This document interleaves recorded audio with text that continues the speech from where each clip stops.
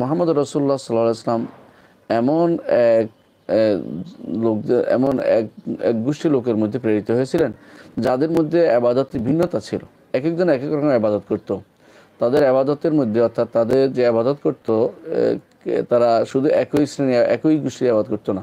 অর্থাৎ তারা সবাই যে শুধু তারকার ইবাদত করতো তা নয়, বা শুধু সবাই যে ফেরেশতার ইবাদত করতো তা নয়, বা বিভিন্ন রকমের ইবাদত তারা করতো। তাদের মধ্যে কেউ ইবাদত করতো ফামিনহুম মান ইয়াবুদুল মালাইকা, তাদের মধ্যে কেউ ইবাদত করতো ফেরেশতাদের। ওমিনহুম মান ইয়াবুদুল আম্বিয়া ওয়াস সালিহিন, তাদের মধ্যে কেউ ইবাদত করতো নবী এবং নেককারদের। ওমিনহুম মান ইয়াবুদুল আশজার ওয়াল আহজার, তাদের মধ্যে কেউ ইবাদত করতো গাছ এবং পাথরের, এবং তাদের মধ্যে কেউ ইবাদত করতো সূর্য এবং চন্দ্রের। ওয়াকাতালাহুম রাসূলুল্লাহ সাল্লাল্লাহু আলাইহি ওয়াসাল্লাম ওয়া লাম ইউফাররিক বাইনহুম, মুহাম্মদ রাসূলুল্লাহ সাল্লাল্লাহু আলাইহি ওয়াসাল্লাম তাদের সবার সাথে যুদ্ধ করেছেন। এটা বলেননি যে মালাইকারা তো ভালো, তাদের সাথে তাদের ইবাদত করলে আমরা যুদ্ধ করব না, অথবা নবী নেককারদের ইবাদত করে তাদের যুদ্ধ করব না।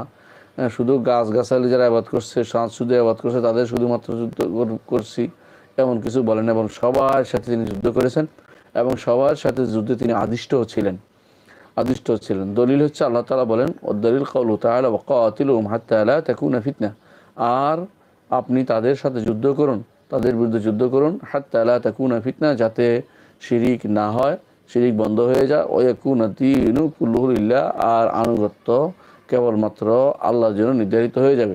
অর্থাৎ একমাত্র দিন আল্লাহরটাই যে অবশ্যই থাকবে, ইবাদত আল্লাহরই হবে, আর কারো ইবাদত হবে না। এই ততক্ষণ পর্যন্ত আপনার যুদ্ধ চলতেই থাকবে। এই অর্ডার যুদ্ধ এখনও আছে, এই অর্ডার অবশ্যই চলবে যতদিন পর্যন্ত আল্লাহ তাআলা রাষ্ট্রপ্রধানদেরকে, মুসলিম রাষ্ট্রপ্রধানদের ক্ষমতা দিবেন। তাদের প্রত্যেকের উচিত এই অর্ডার অনুসারে আমল করা, যে দুনিয়ার বুকে শিরিক হলে সেটা মূলোৎপাটন করা, এবং তার অধীন যে সমস্ত জায়গা আছে সেখানে কোনোভাবেই তিনি শিরিককে কোনো রকম সহযোগিতা করবেন না, বা কোনো শিরিকের কোনো সামান্যতম শিরিককে তিনি প্রমোট করবেন না, এবং দ্বীনকে একান্ত আল্লাহর জন্য, ইবাদতের জন্য একমাত্র আল্লাহর জন্য হয়, এই ব্যবস্থাপনা তিনি করবেন। মুহাম্মদ রাসূলুল্লাহ সাল্লাল্লাহু আলাইহি ওয়াসাল্লামের কাছে আয়াত নাজিল হয়েছে, তিনি রাষ্ট্রপ্রধান, এবং রাষ্ট্রপ্রধানদের এই হিসাবে এর উপর দায়িত্ব আমাদেরও আছে। তবে আমাদের এই কিতাল অর্থ আমাদের উপর যুদ্ধ করা তখনই অনুমোদিত হবে যখন আমাদের সেটার রাষ্ট্রপ্রধান থেকে সেটাকে নির্দেশনা দেওয়া হবে।